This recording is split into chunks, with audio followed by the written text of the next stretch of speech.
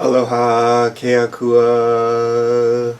Salutations to the invisible realms. Aloha Aina. Gratitude for the physical existence. Malama Pono. The intention to make things right, to maintain balance, to restore balance as needed. Amen. Okay, so it is the night of the 7th of August. I haven't been posting for a little while. You'll see there is no beard, but it's time to kind of do another chapter. There's quite a bit of content out there. There's a lot going on in the world, but I feel like it's time where people are starting to figure out that there's some things that are wrong, and they need to understand maybe more of the story, more of the picture, the bigger story. So this is going to be both time-related content, it has to be, but I'm going to try, especially here on Channel A, to make my content transcend time as well. So it's the 7th of August 2026. The politics in the United States are very weird or broken, or I actually think that we aren't within the Constitution anymore, because I believe that we have a so-called president who I believe the election was not free and fair or even constitutional because of the history, and I might touch on that a little bit. There is a video, another one, where I talk about the normalization of criminality. I think we kind of boiled or like a frog boiling in this kind of corrupt thing, and people have always complained about this swamp in Washington, D.C. I think it's just kind of finally gotten to the point where it's all kind of bad. And then there's some collaboration with other actors, and now here we are, and it's in the news. This is not anything strange. On this channel, I'm going to try to really keep it within the G and PG territory, and really G as much as I can, because this particular series, what I want to do is this is an introduction to what I'm going to call the bigger picture, and I've tried to organize content. I'm going to try to make it interesting as well, and so some ideas, but in my case things just flow, and usually it goes pretty well. So the basic story here for the bigger picture is that we can kind of break it down. It's amazing when I laid it out.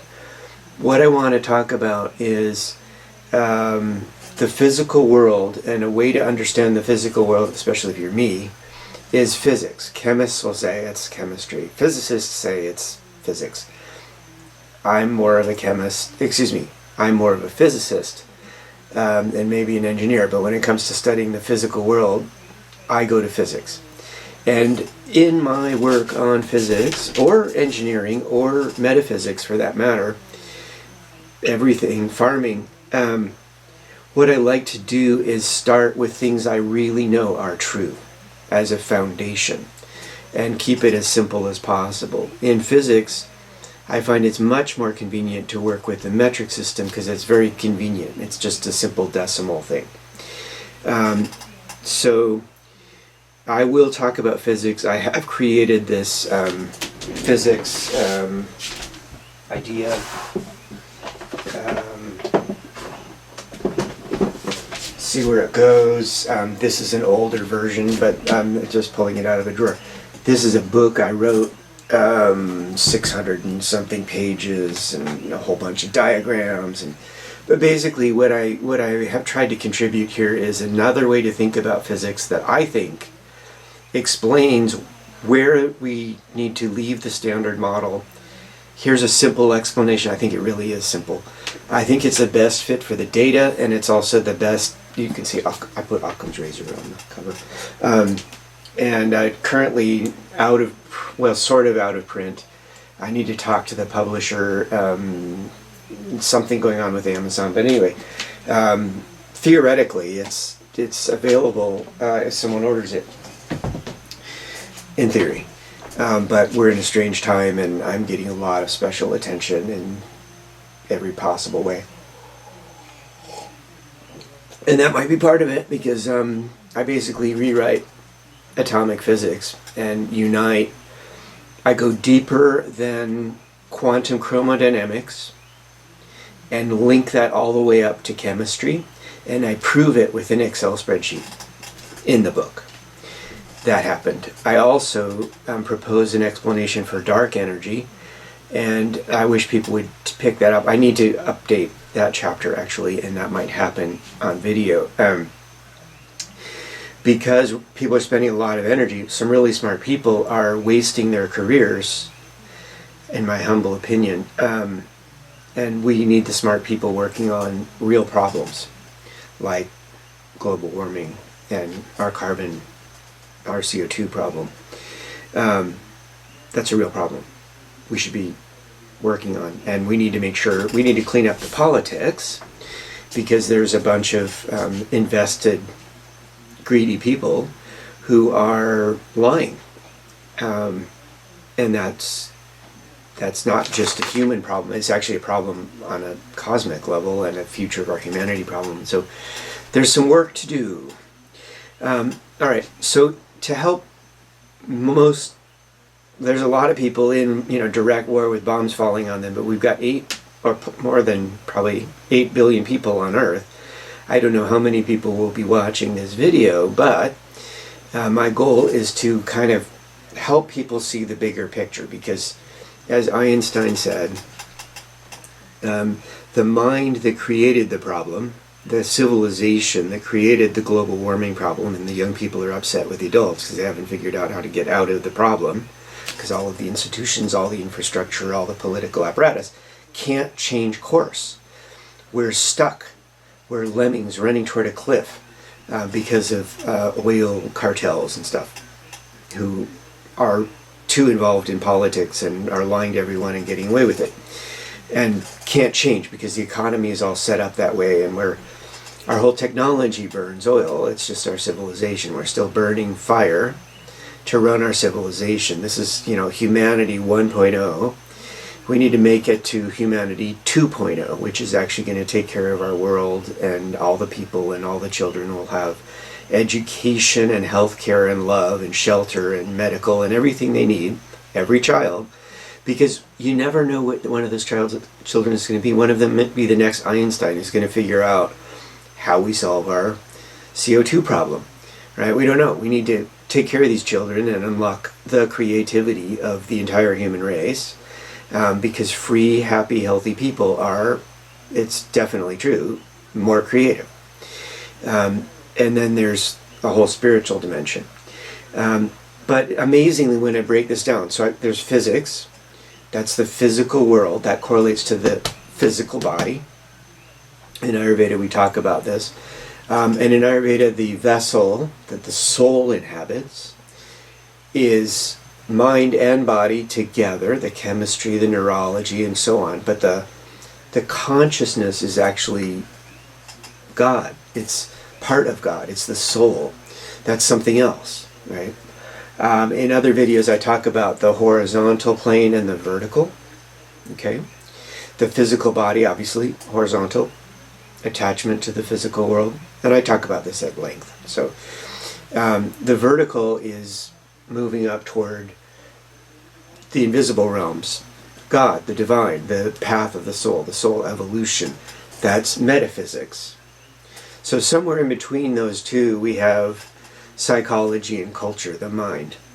So literally these three categories map quite well to the human experience that's well understood, going back to the ancients, of body, mind, and spirit. And so that's quite interesting. And I have content to share. So on the physics, there's a lot I can go into there, and I'll come back to physics in just a second. In the psychology, the best model I've found is something called, it's put away now, but I'm going to be sharing something called spiral dynamics, which incidentally, I'm going to be just going into a text I wrote a long time ago, Spiral Dynamics 1001. It's the best model for human cultural evolution I've come across. It seems to work quite well. A lot of people study this. Tony Blair studied it. I mean, a lot of people studied it. The serious political people probably all know about it, frankly, at this point. And I find that orthodox spiral dynamics, since it's common, is like, that's the basic framework. That seems to be worth sharing and discussing, because then there's going to be some common ground. And so I want to make sure that as many people as possible have this toolkit. Right now, sustainability.org is sitting out on some Amazon server. It was kind of shanghaied off me a while ago. And so go there, but go there with a computer that you're not very attached to. And you should be able to view the content. And it's old, it's very old code. But I can't vouch for the safety over there. At some point, I'm going to try to build a safer location, but that is beyond my ability right now. I'm lucky to have a computer that works at all, frankly. In fact, I don't even know if this video is going to make it out. But I have some confidence, because I'm able to get through the Google obstructions somehow. But we'll see. At this point, we're getting AIs busting out of the lab. And if someone, even a teenager, gives one of these powerful models the wrong prompt, it could crash our entire civilization in a day. That really could happen. So keep everything on paper, because we might have to rebuild. Okay, so spiral dynamics, that's going to be mind. Now, related to that will be politics, so I may get into that. But some of that I'm probably, because we're in kind of a precarious time, I'm probably going to move that content over to the B channel, because the B channel is about dealing with our time. I'm trying to make this A channel more universal, timeless. If I really get it right, then in 100 years, kids will be looking at me right now. And if that's you, aloha, I love you, I'm so glad you're watching.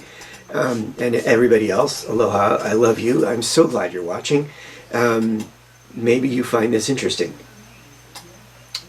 When we get into psychology and culture, of course, we're talking about religion, laws, systems of exchange, so money, and ultimately how we treat each other and our world. That's culture, that's humanity on earth, that's Malama Pono. How are we doing in maintaining the balance? There are trillions of lives in the balance from decisions we are making right now. We're at a really critical time. The technology is so advanced, our society, our social evolution, human beings have not advanced very far on the whole. Which brings us right to what I think is our key, which is spiritual evolution. I think we need to really work on that. And so, when it comes to the metaphysics, inside the seed logos, inside the sustainability.org website that I did a long time ago, I came up with something I called the seed logos, which is a systematic description of what it is to be universally human as a spiritual being having a human experience, how that relates at different levels of scale, individual, village, bioregion, world, as an idea. And it seems to have held the test of time. It actually was a key part of my evolution this lifetime. Okay, so I came in as a soul. Apparently, I remember it. I was in the bardo. I wasn't born. And I was invited to take this life. And it was sort of like an assignment. I'm not really sure I had a choice, but I was given choice. And I said, sure, I will do this. And part of the contract was, yeah, you take this life, you're going to help a lot of people. You're going to have a smaller body. You're going to be given money. You're going to have light color skin. And that was all told to me before I was born. And I'm like, okay. And there's a whole bunch of crazy shit, like, excuse my French, crazy stuff, seemingly, where people think maybe I'm somebody from prophecy. Maybe I was on the cross 2,000 years ago. Yeah, I'm just going to say this now. It's time just to go ahead and say this. So I can't say they're wrong, all right? But I'm also holding out the possibility, the reality, the little bit, I don't know. But at this point, I'm starting to warm up to the fact that this idea might be true because of a confluence of information, signs, mystic events, the felt connection to archangels and stuff like that. It's like stuff that happened that's just new in the past few years. So yeah, this is maybe, is it a reveal? Well, I'm saying I don't know. I don't know. And this is a really key part about spiritual science. It's a science. It has to stay as a science. You have to stay humble. You have to admit that you don't really know everything.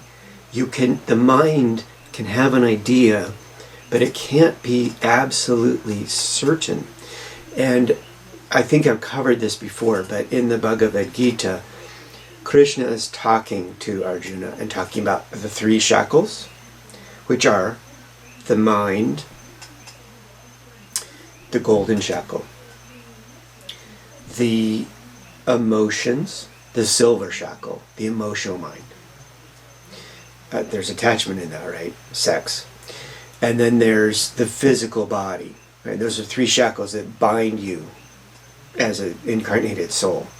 I add a shackle, the diamond shackle. I think I talk about this, but the diamond shackle is the spiritual ego. It's an aspect of the golden shackle, but it's as a history, as a seeker, and as a spiritual teacher, I found it really useful to break that out because it's a very important one, because it's dangerous. It's the most subtle shackle. It causes the most trouble for people. It leads to gurus believing that they are perfect, and then they have sex with children and get in trouble because they haven't admitted their whole truth to themselves. They haven't mastered themselves. The truth is that we're all human. We're all on the same bus. I'm a human being. I'm in a physical body, okay? I have a human brain and a human mind, and my brain is being attacked at this very instant, but I've invented a way to protect myself. That's channel B content. That's this reality. In fact, something just got kicked down. So there are microphones at distance. There's incredibly sensitive equipment everywhere. The phones are tapped. It's crazy. The phones, the AI is everywhere. It's a crazy time. So, having said all that, the diamond shackle is really interesting because it relates to an idea coming from another teacher about 100 years ago who was very famous, who I just was reading a new book from. I have some books in storage. I have one of the smartest human beings I ever met, really like Rudolf Steiner. So I just cracked this book tonight. This book was put together in 2025. Rudolf Steiner I've talked about Lucifer as the devil, but he had a different idea. Lucifer, the name Lucifer actually means the light bringer. But as I go into Rudolf Steiner's idea for Lucifer matches up. This is brand new, okay, but it seems to be very, very, very close to my idea of the diamond shackle, right? This spiritual ego, this draw we have to know God, but it's an egoic drive, right? And the definition of and I haven't gone deep into this at all, and this is just a little book, it's a little summary, but they do have a little thing what were we saying? Lucifer, right? Lucifer, Latin light bearer, in Steiner's threefold adversary structure. This is Steiner's system, but it's interesting. It isn't my system. I like the two axes. There's the physical realm and greed and attachment and materialism and scientific materialism, and spiritual materialism would be the diamond shackle, to give a little reference. Great book, by the way. Wonderful book.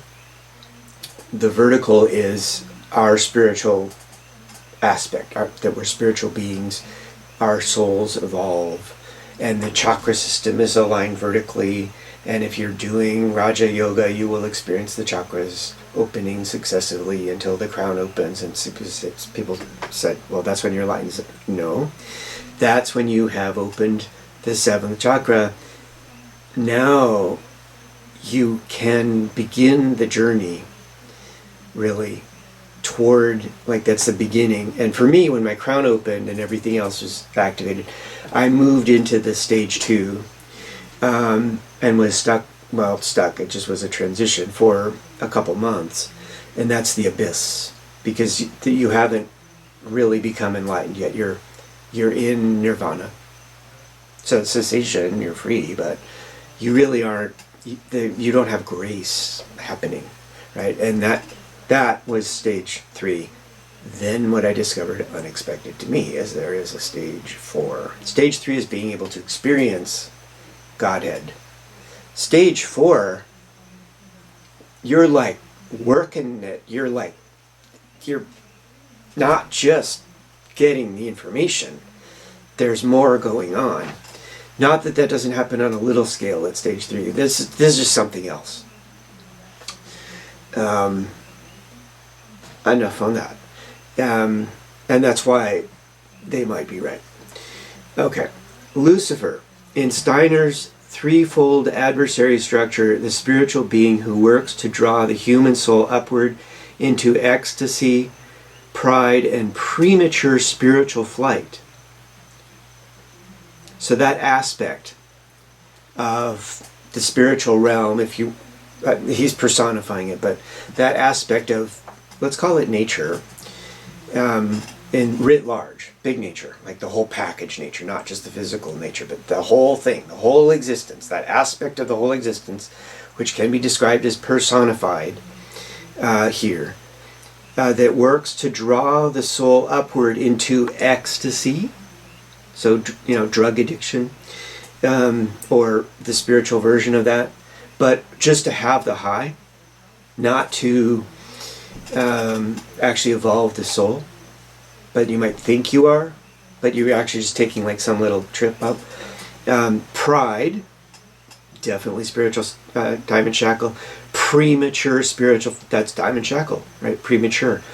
Not well formed, not grounded, and likely to produce some egoic belief that you have attained something. In the Hindu tradition, if you get any siddhis, you get some spiritual powers, you then think, oh, great, I'm a master now. Actually, they distract you from actual enlightenment. They pull you off course. That's the understanding, and that's where gurus are really important, because they help people from getting distracted. And if someone just has enough political power, their ego will take them off for a ride. So here it would be the counterpart of something called Ahriman, something I want to study more. Steiner taught that Lucifer incarnated in human form in the East at the beginning of the 3rd millennium before Christ. I have no idea where that comes from, or what it means, or what historical figure that might relate to, because I don't understand. Patanjali is about 500 BC. Buddha is 500 BC. Patanjali and Charak may be the same person, also 500 approximately BC, as I understand it. I may have that wrong. I'm not looking at a book right now. But it may be. I don't know. So I'm looking at Steiner. or actually a report about Steiner by human beings who are really into Steiner with an open mind. But it's super interesting because he's thinking about the future and talking about this triad, Lucifer, Ahriman, and the Christ. And for Steiner, he's thinking about a Christ consciousness, which is certainly something I'm advocating, that we all tap into Christ consciousness. That's been around for a long time. That is unconditional love. So if you love unconditionally, if you really love unconditionally, if you love all things, everything, and you're really there, then you're in Christ consciousness. Remember, I have some aphorisms I've been sharing, so I'll drop them in right here. Your heart is your lodestone. In Vedic science, there's something called the inner equipment, the antakaranam, and the root of the inner equipment, deeper than the mind, closer to the soul than anything else, is the heart. And that's important. I'm actually going to get a book, so stay put. I might just remove some dead video here. Fine.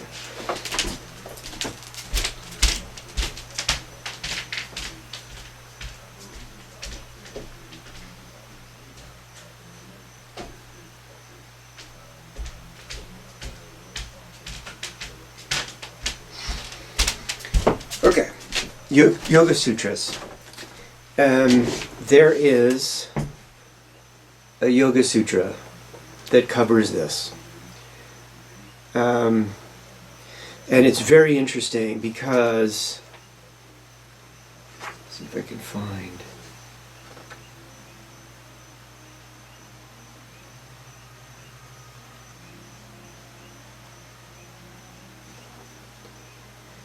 Okay, so there's a lot in yoga. Basically, I didn't really follow the map of yoga. I created the seed logos. But I found as a teaching tool, the map of yoga and Ayurveda that I was taught when I was studying with my Ayurveda teacher, if I combine the Sufi mysticism idea of essence, the emanation from Atman, the soul, I find that then I can put together a pretty complete map.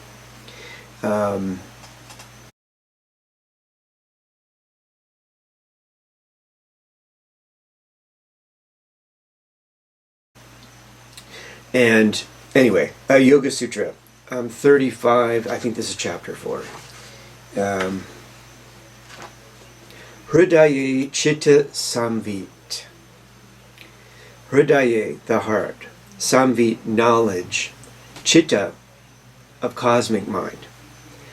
By concentrating psychic energy on the effulgent light of the heart, individual mind obtains knowledge of cosmic mind.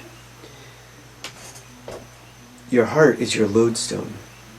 You can get all knowledge by full, deep, profound meditation, one-pointed awareness, and sort of dissolution and unity into your heart. Hridayam means evolution, maintenance, and the involution of life forces. Hrid, to send impulse and electrical forces. Da, initiate action and reaction of chemical, biochemical, and biological forces. Yam, control and bring these forces into the psycho, physio, and electromagnetic channel of life. It is called Hridayam because Ayam, soul, is Hriddhi, in the heart. Electromagnetic forces, this is a particularly good translation, by the way. I find it to be explicative and very good in English. Electromagnetic forces and psychophysiogenic forces initiate their cycle from the heart. Myriads of electrical impulses in each moment originate from the heart cells, in addition to myriads of cells in the entire body. Now, in Ayurveda, we feel the pulse. Chinese, they have 3 layers of pulse. In full Ayurveda taught by Dr. Lad, there are 12 layers of the pulse. And you can get, it's like an MRI. You can even get spiritual information about the person by feeling their pulse if you're tuned in. You're feeling the heart. You're putting your heart with their heart and witnessing. That's how what it is. It's amazing. By following the tanmatric supra-electronic motion of the heart, a yogin reaches the chemical, biochemical, and biological motions in each and every cell. Thereby, he reaches their psychological consciousness. He ultimately perceives the multiplicity of all physiogenic forces in the unity of psychological consciousness. Now, so we inhabit a body that is embedded in the existence.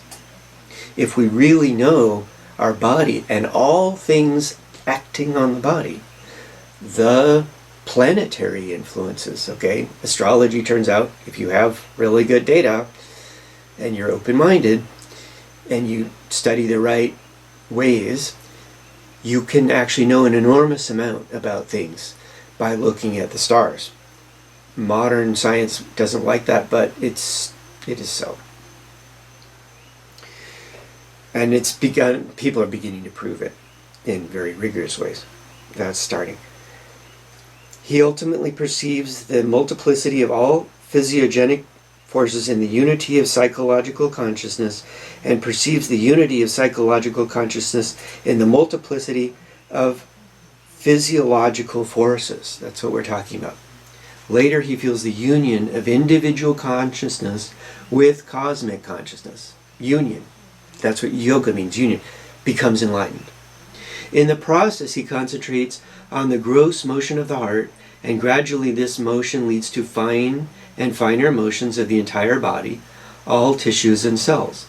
By this way, he reaches the motions of atoms and tanmatras, ultra-atomic substance. That's what we're talking about. This tanmatric motion leads to cosmic forces, and these cosmic forces lead individual self-consciousness to cosmic consciousness. The heart, this is the Gita, the heart is the residence of the Supreme. Compare with Bhagavad Gita 1861. Ishvara sarva bhutanam hridesha arjuna tistati brahmayam sarva bhutani yantra rudani mayayi. The heart is the residence of the Supreme. It is the unmoved and prime mover, while all other individual consciousness moves, as it were, mounted on the mechanism of the heart. By samyama on the life motion and life consciousness by means of the heart, one reaches union and identity with the Supreme. So I'm kind of diving in a little bit into this metaphysics, like the upper. So the metaphysics. Sorry. So I want to teach the seed logos, this map, that I think I got some help in making, but however it came. And it appears to really be good and universal, an excellent template, and very useful for the Jnana Yogi. In Sanskrit we would say Jnana. In Hindi we would say Gyan. What flavor of apple in this time, right? But I try to go Sanskrit just because it more honors the history, tradition, the root of all Indo-European language. The first phonetic language is Sanskrit, it is said. So that's seed logos, but I want to do that. But then I also want to teach about what I'm calling the ways of Akua, the word for God and all the invisible realms. In Hawaiian is Akua. And I'm in Hawaii, and I'm steeped in the mana, the spiritual energy of Hawaii, 100% here. It's amazing for me. And people who tune in, if you stay here long enough and you're open-minded and open-hearted and present, you will start feeling things. And that's true everywhere in the world, but there's some places where there's a little bit more history, a little bit more mana. I was very happy to tour temples in India. One of my favorite pilgrimage sites is the place in Thailand where the chest plate of Lord Buddha is kept. Sacred place. And then one day I went to the Black Madonna with my mother in Poland and came to realize that there are enlightened saints in the Catholic tradition, which was a big wallop to me because I didn't think that there was much going on in Christianity, because Christianity is such a strange and mixed bag. We have a much better Pope now. Pope St. Francis, I think, basically may have healed the Catholic Church. Hallelujah. So this other category I'm going to call the Ways of Akua. I was going to write a book about it. That may still happen.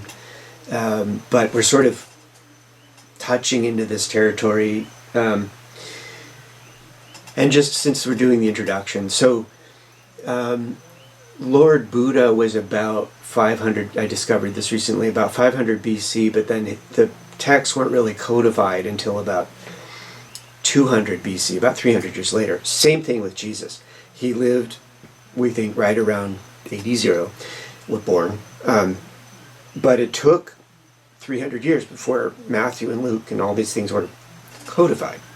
Oh, by the way, my favorite, this is my new Bible. I just got it yesterday. So this is the one that Elaine Pagels is recommending, and I concur. She was born into the Catholic, Christian tradition. I'm just going to say something. Kind of left it, became an academic, and then had a spiritual experience in a church, and now is looking at the Christian faith as a Christian, but also with this academic rigor. And what's great about the annotated Bible here is that there's a certain amount of rigor. There's missing pieces. There's some strangeness. There's a passage about well, we'll get into that as it comes. But I'll share what I see in different ways as I remember. But it's very interesting, right? Because Jesus was a preacher, a rabbi in Aramaic, right? And before he was preaching, we think he traveled the Silk Road, went to India, but along the way he would have met all these teachers. He was clearly a really smart guy, spiritual seeker of high order, very high order. He would have drawn all these teachers to him, and he to they, right? And they would have imparted this knowledge. And by the time he got to India, he would have learned about Lord Buddha. In fact, he may have been evolved enough at that point that the Shakti, the mana of Lord Buddha may have actually come to him, as it did to me once. At one of the most beautiful moments in my entire life. So I have a connection with Lord Buddha that's very profound. And I think Christ may also. So what's really interesting is I just discovered this. In the Yoga Sutras, the next sutra, Samanyama on Purusha and Sattva Chittam. Material enjoyment and relative experience consist of non-discrimination between psychic mechanisms, psychic process, which are not self, and self. These are absolutely distinct from one another. The former is not self and exists for the sake of Purusha, self, capital S, self. So the Upanishads, Lord Buddha, this is all happening. The invention of democracy in Greece, these are all happening like at the same time on the planet. Amazing. The former is not self and exists for the sake of Purusha, self, capital S, self, Purusha. While, so there's different definitions of Purusha, by the way. While the latter is self and self-existence. By Samanya, on the principle of self-existence, self-knowledge is revealed. And this goes on.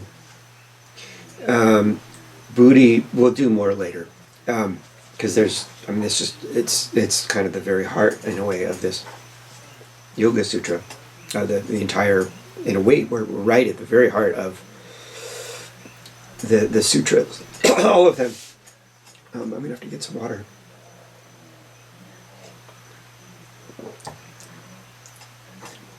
So, Buddhi, with its full staff, ego, mind, senses, and body, is engaged in its psychic processes, psychic determinism. With the help of consciousness, which is inherent in Purusha, just as men work by aid of the light which is inherent in the sun.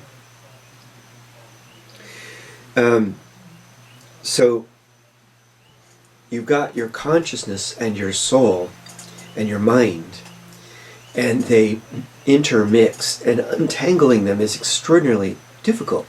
You have to develop the faculties, right? You have to start with meditation and develop your witnessing awareness. But ultimately you have to separate these out so that you can witness the machinery of the mind. Buddha taught, watch the thoughts and label, and then let them go. Watch the thought, let them. This is a practice in meditation.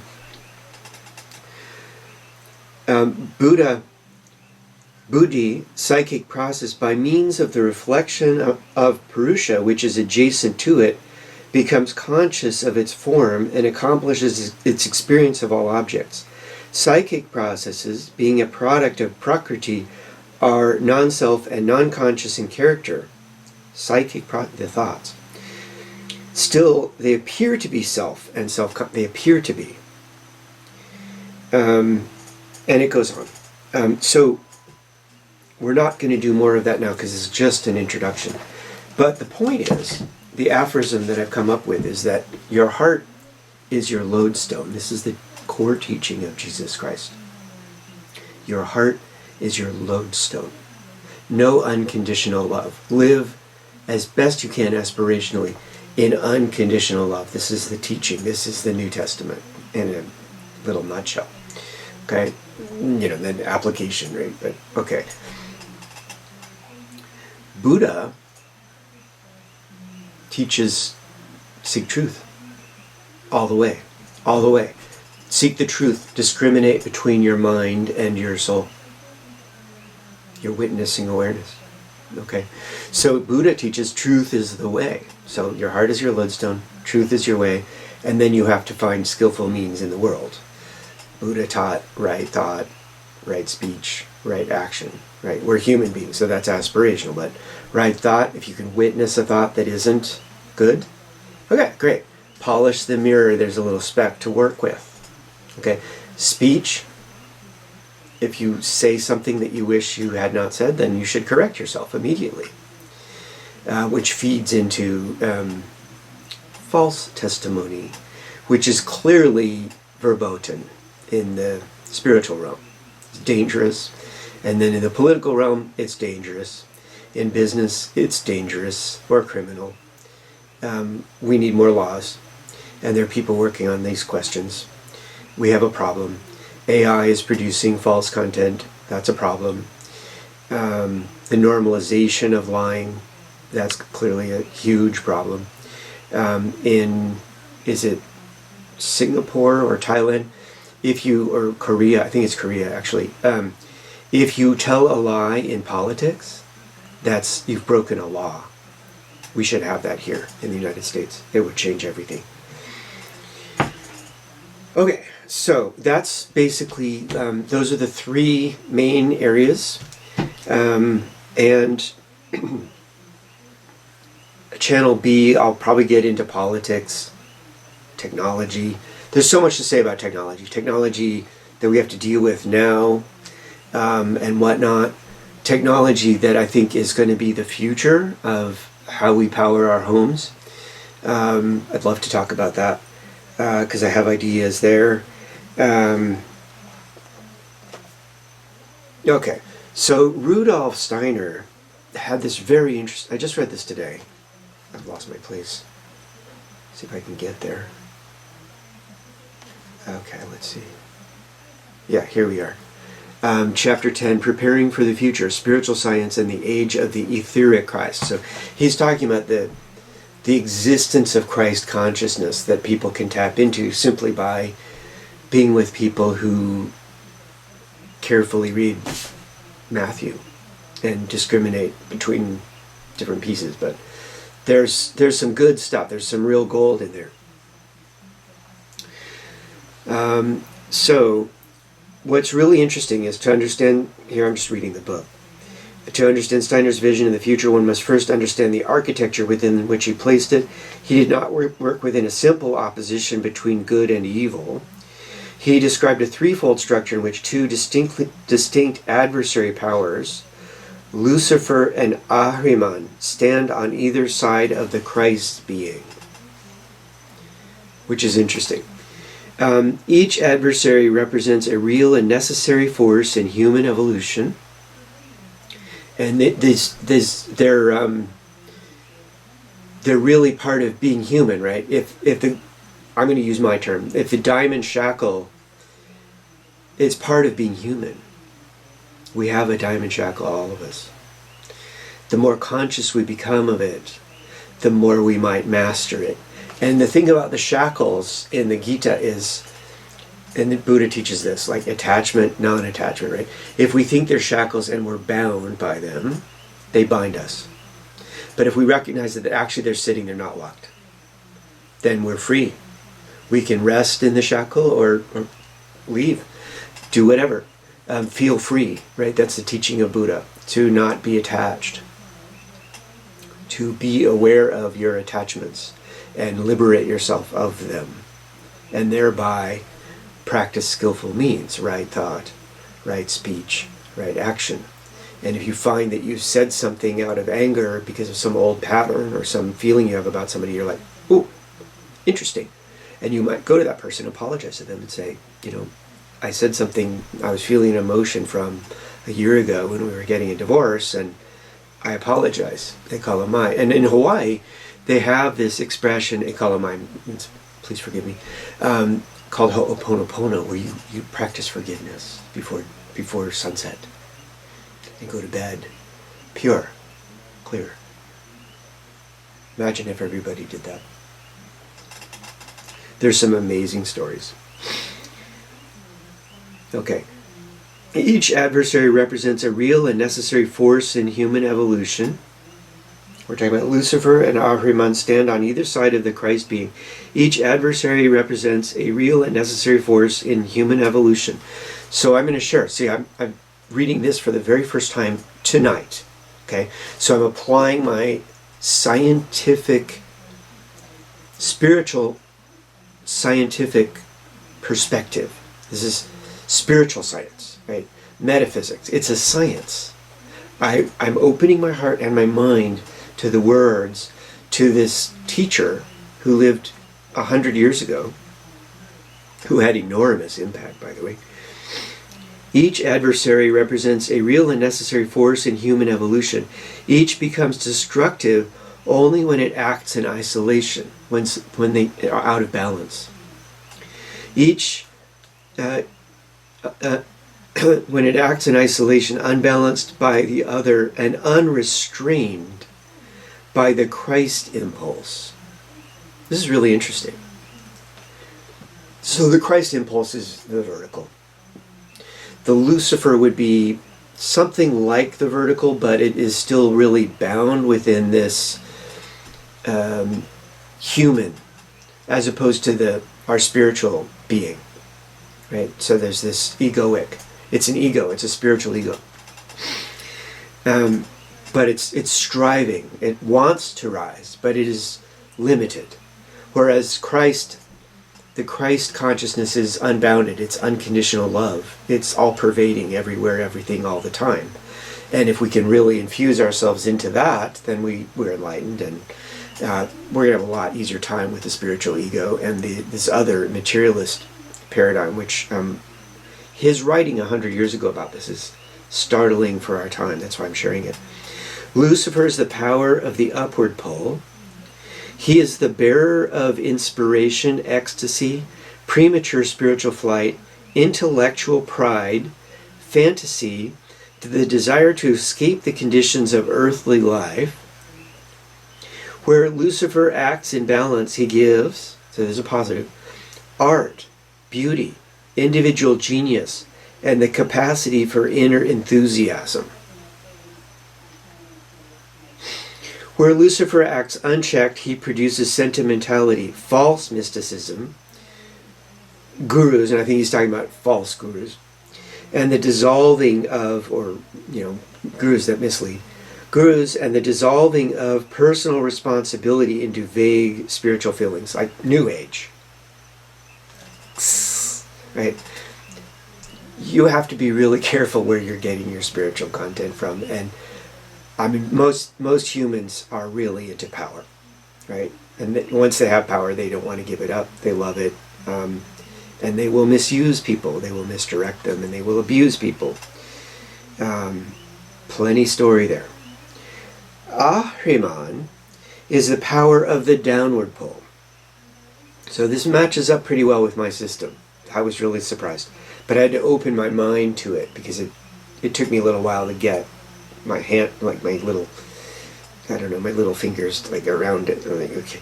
Ahriman is the power of the downward pull. He is the bearer of cold intellect, exact measurement, mechanization, materialism, the denial of spirit, right? Body, the physical. Where Ahriman acts in greed, where physical greed.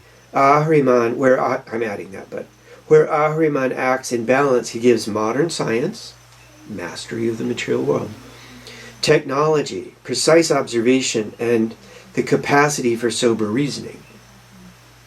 This correlates, by the way, with the orange color in spiral dynamics, which we'll get into. Where Ahriman acts unchecked, he produces the reduction of the human being to a biological machine. There are neurological scientists who think they're going to find consciousness in the structure of the brain. They're looking for God in calcium channels. They won't find God there as the complete explanation. It's actually not possible. The worship of efficiency, AI. The worship of efficiency, the elimination of inner life from the public sphere, and the substitution of calculation for thought. The elimination of inner life from the public sphere would be like having a spine in politics. We have a problem. The Christ impulse for Steiner is neither flight upward nor entrapment downward. It is the power that holds the two adversaries in dynamic balance and consecrates earthly life as a workshop for the spirit, except the soul. Without Lucifer, the human being would never have developed individual consciousness. It's profound. Without Ahriman, the human being would never have learned to think rigorously about the physical world. Without Christ, the two forces would tear the human being apart. This threefold architecture is essential to everything else Steiner taught about the future. This must be very core Steiner material. The danger of the modern age, in his view, is not that evil triumphs over good in any simple way. It is that the Christ impulse is forgotten, leaving Lucifer and Ahriman to struggle within souls and societies that no longer have the central reference point by which their work can be balanced. So think about red and blue politics today. You've got like the creatives and the greedy. The etheric, the central spiritual event of our age. So the solution is Christ. We all have to evolve our souls, live lovingly, right? I have another aphorism I really like, which is, God has a sense of humor. Your job is to get the joke and be mirthful, right? So be mirthful. This is the answer. Be mirthful. This is the antidote, right? But being mirthful in the big context, right? We have to deal with the monsters without becoming monsters. We do have to deal with the monsters. There's a lot of monsters. They're trying to ruin our world. They don't understand on some level the game they're playing, the danger they're presenting. They're caught up in this Ahrimanic impulse. In January 1910, in a series of lectures delivered in Stockholm and afterward repeated and expanded in many other European cities, Steiner began to speak publicly about what he considered the central spiritual event of the 20th century and beyond. He called it the reappearance of Christ in the etheric. His teaching was precise. The physical incarnation of Christ in the body. Okay, I'm going to get some water and continue. Aloha. So, this is fascinating. So, Steiner's teaching was precise. The physical incarnation of Christ in the body of Jesus of Nazareth 2,000 years ago in Palestine was a unique event in cosmic history, no doubt. It cannot and will not be repeated. Well, that exact one, certainly not. Christ does not return in a physical body. That's what Steiner says. The expectation of a literal second coming in flesh, in Steiner's view, is a misreading of the original Christian texts. What Christ actually promised was a different kind of return, a presence in the etheric body of the earth, perceptible not to the physical senses, but to the awakening spiritual faculties of human beings. Well, okay, and in his time, I think that might have been true. And I didn't think there was a stage 4. This event, Steiner taught, would begin to be perceptible between approximately 1930 and 1940, and would extend over the following, so in 20 or 30 years, he said, and would extend over the following 2,000 or 3,000 years. At first, only a few would experience it. Then, gradually, more and more individuals across all religious traditions and across all cultures would have what Steiner called Damascus experiences, moments of direct encounter with the living Christ in the etheric world, comparable in character to the experience of Saul on the road to Damascus, though usually less dramatic in form.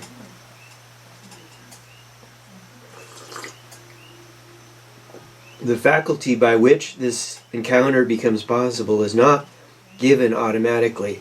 Steiner described it as a new natural clairvoyance that is gradually developing in humanity.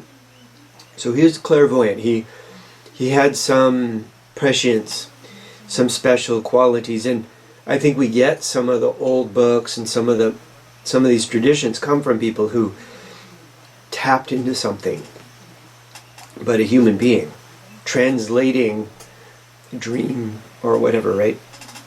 But it's very interesting because this matches up with what I think is happening now. But he didn't know that there was going to be the internet connecting all human beings at the same time as may be possible now. Steiner described it as a new natural clairvoyance that is gradually developing in humanity. I also think that may be happening. But its development requires conscious preparation. That may be the purpose of Internet 1.0 in its current form.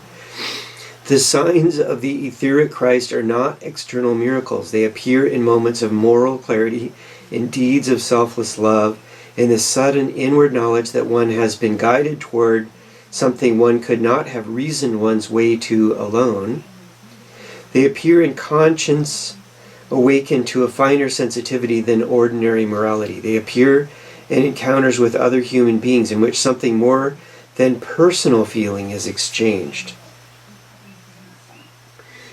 My root guru taught that in sex, a man and a woman, in their moment of ecstasy together, we'll keep it G-rated, can have a union of souls, and that's a way to cultivate this unusual soul-to-soul connection. But people who meditate together can feel this together, right? The monks would all meditate together, Buddhist or Christian. Steiner emphasized that the recognition of the etheric Christ is the great spiritual task of our age. It is also the most important protection against the second great event that he described as approaching, what he calls the incarnation of Ahriman. Now, I'm going to submit that people deepening their awareness of Christ consciousness is the antidote to this Ahrimanic condition that we find ourselves caught up in right now. Between October 27 and December 28, 1919, in a series of 7 lectures delivered in Zurich, Bern, and Dornach, Steiner made his most direct and consequential statement about the future. The lectures are gathered in volumes 191, 193, and 194 of his collected works. They were given in what Steiner himself called a rare prophetic mode, and their content has provoked more interpretation, controversy, and reflection than perhaps any other body of his teaching, indicating its profound import. He said in clear and unmistakable terms that just as Lucifer had incarnated in a human body in the East before Christ, and just as the Christ had incarnated in Palestine 2,000 years ago, so Ahriman would incarnate in a human body in the West before only a part of the 3rd millennium of the post-Christian era had elapsed. The incarnation, in other words, would take place at some point during our current millennium, perhaps in our own century, perhaps in the next. Now, maybe. Steiner described in detail the conditions Ahriman would prepare in advance of his incarnation. These conditions, he said, were already visible in his own day, in 1919, and would intensify with each passing decade. Right? World War II came. Among them were the rise of a worldview that treats the human being as a biological machine. So think about Nazi point of view. The reduction of thought to algorithm and consciousness to brain chemistry, the reduction of thought to algorithm. Think about the people who study psychology, who are working with computers for advertising reasons, have participated in creating these algorithmic machines to manipulate people. Okay? We know the Russians have been doing this, and that's part of how Donald Trump became elected. At this point, I think it's known. It certainly is to me. It's crystal clear. The reduction of thought to algorithm and consciousness to brain chemistry, the worship of efficiency and convenience at the expense of wisdom. So we're spiritual beings having a human experience, but we inhabit a vessel. And there is a brain, there is a mind. It can be manipulated, it can be damaged. It can also be enhanced or supported, or creativity can be developed, right? Education of children is really important. There are a bunch of people in this country who are really actively trying to damage the educational system, or force people into studying one particular weird Christian ideology and a limited education of science. That is really not okay. Every child deserves a good and complete education, and I believe in physics and metaphysics, by the way, and politics and civics and everything. Writing, reading. They should read whole books. They should learn how to think critically. That's the most important thing. The worship of efficiency and convenience at the expense of wisdom. There's a new term that just entered the dictionary called enshittification. The standard is the worship of efficiency, the extraction of money, and convenience at the expense of wisdom, making crap that doesn't last and wrecks the planet. The standardization of education and culture, the erasure of individual judgment in favor of systematic and statistical thinking. Social media. The conglomerate approach to broadcast media, where one company runs one news office and then owns multiple stations, and they all have the same crap. Right? This is manipulation. This is what they do in Russia or China. And they're starting to do it here in the United States. We have to challenge this. We need multiple points of view on everything. We need to make sure the First Amendment is alive and very well. That's what the Founding Fathers laid down for us, and we have Kuleana for it. the erasure of individual judgment, so what Fox News does to people, the erasure of individual judgment in favor of systematic and statistical thinking, and the steady absorption of human attention by technologies that flatten the inner life. The cell phone, the social media feed, the AI-driven social media feed, the AI-manipulated news channel video content. Okay, he didn't see any of that coming, but he laid it out here. These are not, so maybe you did see it coming. These are not, in Steiner's account, evil in themselves. This is important. Each grew out of legitimate human achievements. So it's a progression, like things have sort of come together and created the situation we're in. So this is helpful, right, to think about it sort of in a non-judgmental way. Each grew out of legitimate, and then we do have some evil people doing evil things, clearly, right, breaking laws. Each grew out of legitimate human achievements. Science, technology, organization, and material progress are necessary to the modern stage of evolution. The problem is that without the balancing Christ impulse, and without the moderating presence of Lucifer's countervailing force, the Ahrimanic stream becomes total.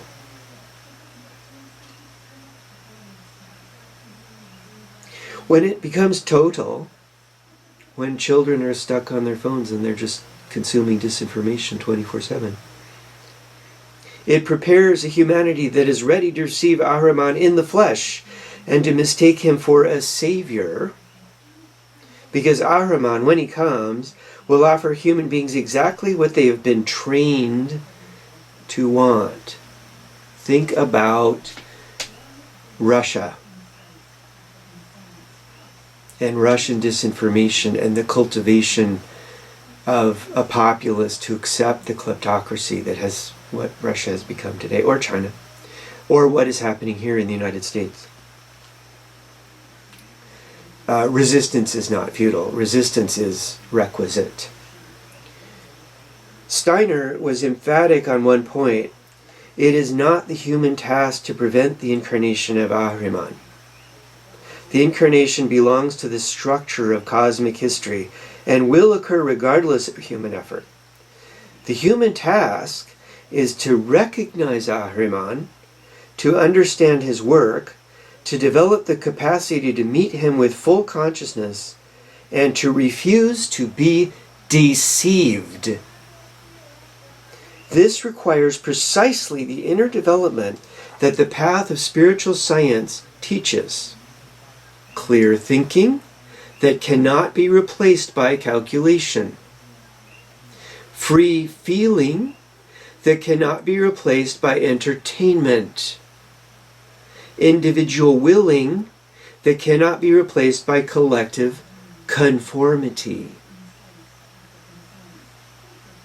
The recognition of the etheric Christ and the recognition of the incarnating Ahriman are, for Steiner, two sides of the same task. The seeker who has developed the spiritual faculties to perceive the Christ in the etheric will, by the same faculties, recognize Ahriman when he stands forth. The antidote. There's a whole other thing here that's really interesting too. Now we're in spring of 1919. I'll skip. Steiner's proposal was that the modern social organism, this is just food for thought. Steiner's proposal was that the modern social organism is sick because it has confused three spheres of human life that should be independent. This is really interesting. The cultural sphere, I don't know what to do with it, I just think it's really interesting. The cultural sphere, which includes education, religion, art, and science, must be free. First Amendment. The political or rights sphere, which includes law, civil rights, and the equality of all human beings, civil rights, the equality of all human beings before the state must be equal. Everybody is subject to the rule of law, the same rule of law. That's essentially the promise of what we used to have in the United States.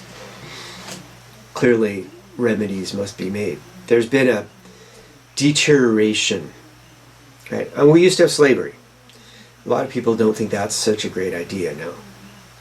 We have different forms of slavery. We need to combat it all.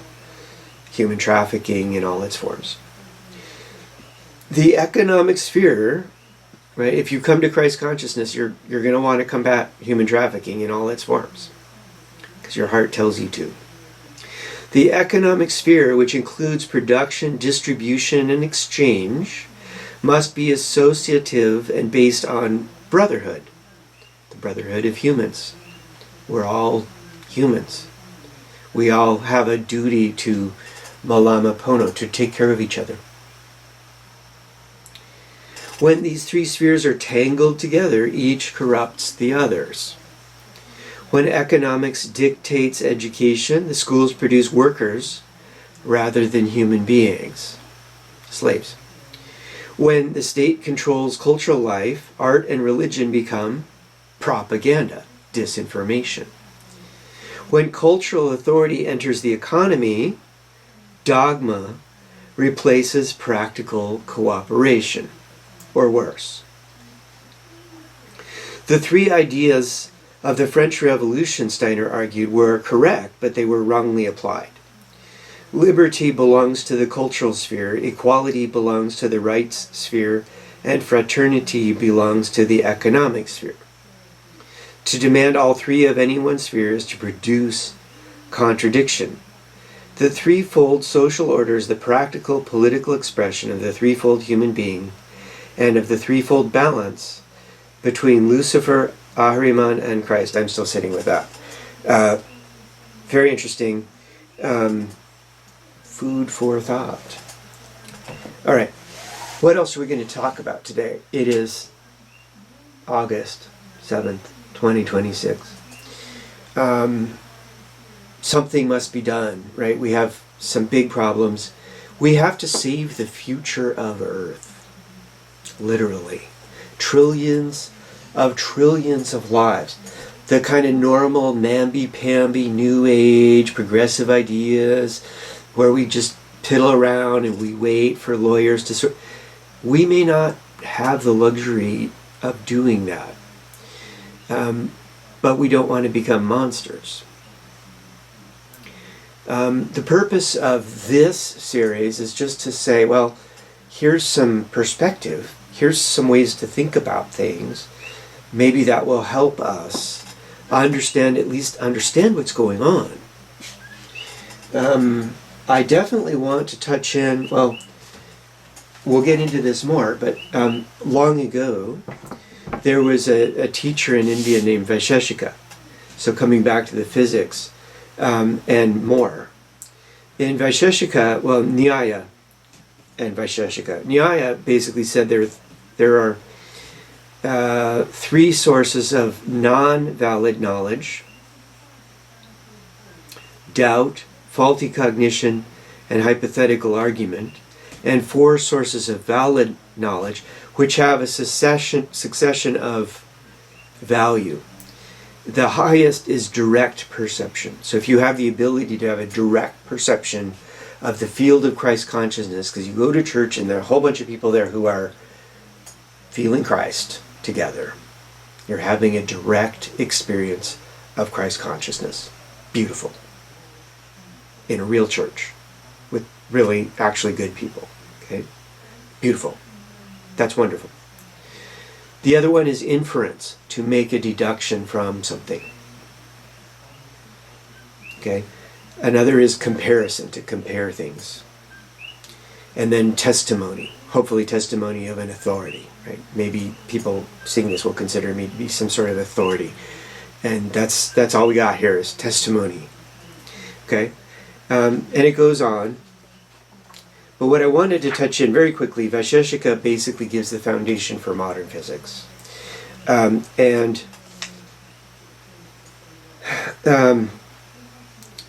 Basically, in that system, there are 5 elements. Alexander the Great was only given 4. So those 4 went to the West, and they tried to make a medical system based on that. But we have Ayurveda. So, the 5 elements. Then we have Atman, soul. Then we have mind.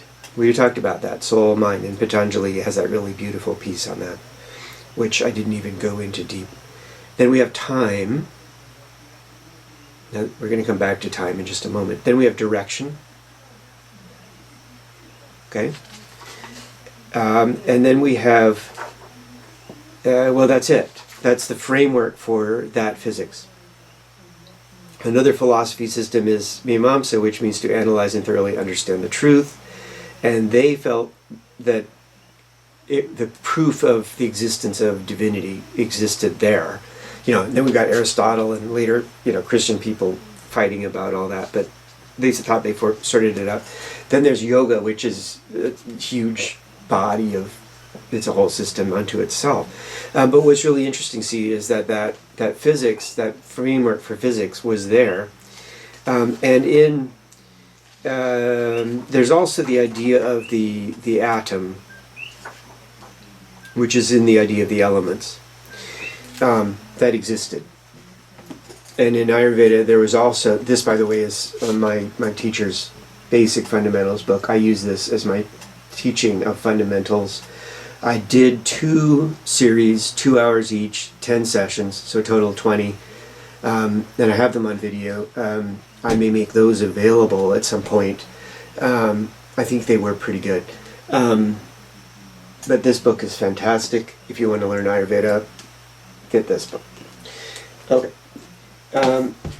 So what's interesting is if we just pop back to physics just for a moment, just to give you again the overview. When I was doing my physics, basically what I did is I went back, what are the fundamental principles? That's how I kind of finally figured it out. There's the vacuum, this structure of space. Then there's time. And Einstein put them together and we got special relativity, and he was able to do that with algebra basically. But time, there's more going on with time than that, because in physics what we understand is that the second law of thermodynamics and time, back in the day that would be Mahakala, the destroyer. And there's a great passage which Oppenheimer quoted only part of, but if you read the whole thing then it's really clear. It's entropy. So you've got entropy, and because of entropy, what I deduced is that creates a separation of charge and what I call bubble formation. I call it bubble theory, my theory. And also then in that, in the bubble formation, we get the emergence of a distortion of the vacuum as actually it's a twisting or a wrinkling that occurs in that structure, and that is gravity. There is no graviton. The standard model is just wrong. There is no photon either. The standard model is wrong. It works so far as it goes, but then we have this dark energy problem. So then in addition to that, and this relates to Vaisheshika, there's partitionment, a core principle. So the mind discriminates between things. This, not that. That's fruit to eat. That's not edible. That's a snake, or that might be a snake.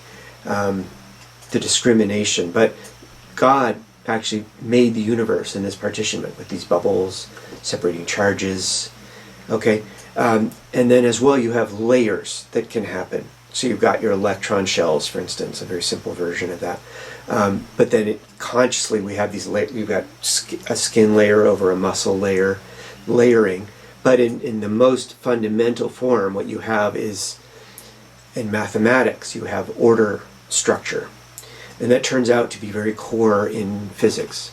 In the physics of quantum electrodynamics, for instance. A very fundamental part of it. And that's in my book.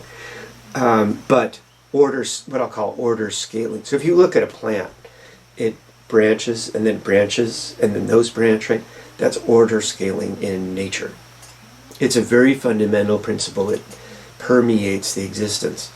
But it's in our math. So then we've got our digit system. So we tapped into that pretty early on, invented zero, invented the decimals. That's, I think that The Indians did that. The Arabic community gave us 1 to 9. The Indians invented 0 and order scaling, the decimal. Although that may have been Arabic as well, but the decimal is from India. Huge invention. And they had trigonometry, they had so much. All right, in closure, let's review the reminder. So I have the piece about the normalization of criminality, okay, but let's think about if we are going to restore democracy in the United States, obviously we're going to need to restore the rule of law. How good is our founding document? We're going to have to do some changes. We probably can't have people pardoned just for anything, and we probably can't have unlimited pardons. There probably need to be some things that are not pardonable, like probably murder and treason and maybe rape, and pick some things that just can't be pardoned. Simple. I have a letter to Lindsey, I think it's to Lindsey Graham actually, on one of my videos. Blessings to him. He seemed to identify Putin correctly, which is helpful. So, if we look at Article 2, Section 4 of the U.S. Constitution, this is foundational. The President, Vice President, and all civil officers of the United States shall be removed from office on impeachment for and conviction of treason, bribery, or other high crimes and misdemeanors. Therefore, we have to conclude that the Founding Fathers were absolutely certain that treason and bribery are not okay.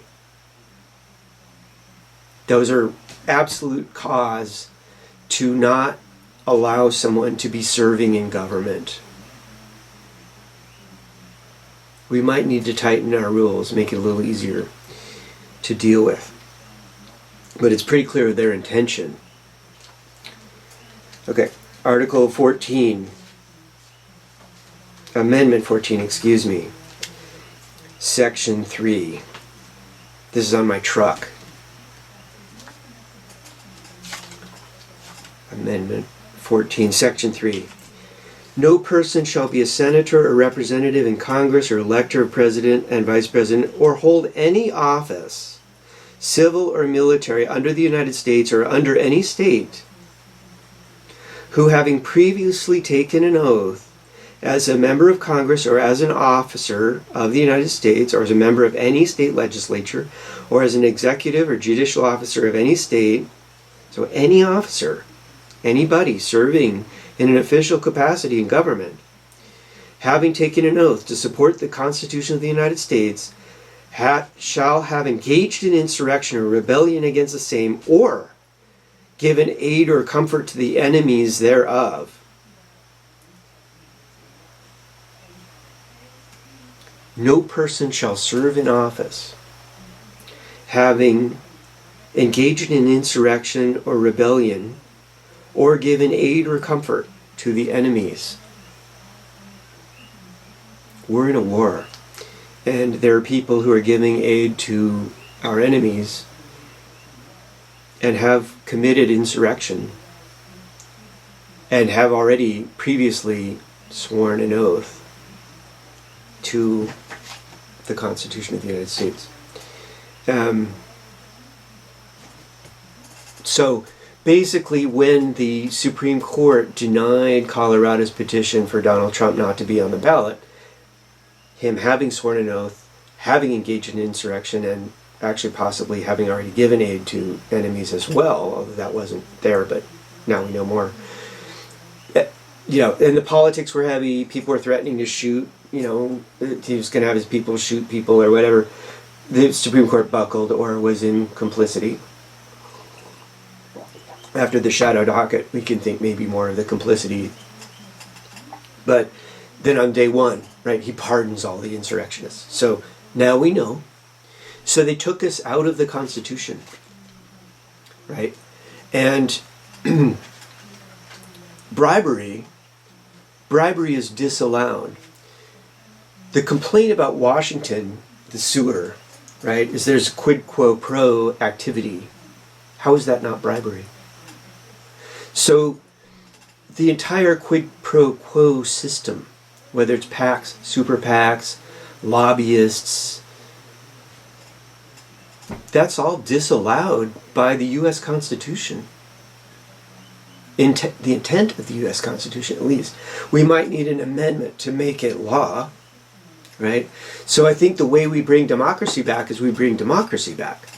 And if you want to contribute to a politician, and maybe it would be only a specific petition or ballot initiative, $5,000 per U.S. citizen, period, that's it. That's the only way money can flow into politics, is from individuals, and it's capped at a reasonable limit. And then we might need to tax the corporations and everybody, but we might have a politics tax to make sure that people can get their word out, with a bar, to have access to it and so on. We have to figure it out. But anyway, I think the language and the intent of our founders is really clear. We've strayed pretty far away, and it's been incremental, right? And people have their special interests, and they've defended them, and Congress keeps, giving themselves exemptions and medical benefits, and we have to just bring it all back to democracy and the rule of law. I don't think we have a choice. So August 7th, 2026, a little bit on civics from the humble opinion of a farmer out in the middle of the Pacific. But I think if you think about these things in a very kind of top view way, you look at the rule of humans, the founders, their intent, the spirit of what it means to be in a democracy and to be in a representative republic, our evolving understanding that all human beings deserve civil rights. You have to get there, but let's assume you do. You're living in Christ consciousness. Your heart says all humans have basic rights. In fact, it's in our founding documents. The right to life, liberty, and the pursuit of happiness is fundamental. Everybody believes in that. And should people who don't have white skin have the same rights? Well, a whole bunch of people think so. Some people don't. And I invite those people to really think about Christ. And it's time, it's like decision time now. Either you're with Christ or you're not. It's just that, right? Is this the time of prophecy? I don't know. Some people think so. Is it going to be like this kind of strange dream version that's, metaphors? Probably not. Did someone have a dream like Rudolf Steiner seem to see some things about the future or have his feelers out that there's going to be some change where the oppression of people won't be tolerated anymore? Possibly. If we want that future, if we want that reality, obviously we're going to have to choose it. And there are people who are attached to their power structures of oppression, right? They're going to fight to keep them. So, it's going to take clarity. We're going to have to deal with the monsters without becoming monsters ourselves. So, in this, understand that righteous anger arises from caring. It's because you love that you feel righteous anger. This is very different, and that's legitimate. Just don't forget that you love. Stay in your heart. Your heart is your lodestone. The righteous anger is legitimate. Don't let it become a poison.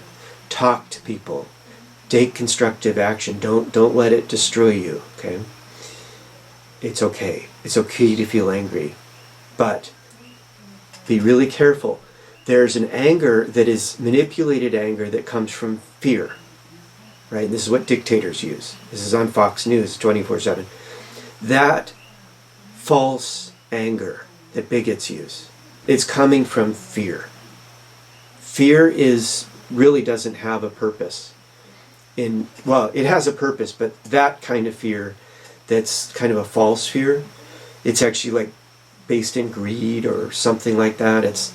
It's taking you away from God, that fear. Okay? So be with God, be with the angels, be with Christ consciousness, be in your heart. Live love. Love is the answer. Truth is the way. And if you really do this, everything will be fine. And even if something happens, you get sick or something happens, right? You lived your life in accordance with good values. And then if you believe in a next life, and you can pick your form, by the way. If you really want a next lifetime, you can have it. And there's a lot of documentation of that, and I have my own testimony. I have some glimmers of past lives, so that may be true. Some people are quite sure. I'm pretty sure, personally. So that's available, but you have to believe in it. You have to put your energy there. My root guru taught energy follows awareness. Where you put your awareness, there your energy will go. And what's really cool about that one, it applies everywhere across the board, and apparently even through the bardo, even between lifetimes. Cool, huh? All right. So, I love you. Live love. Enough for today. Amen.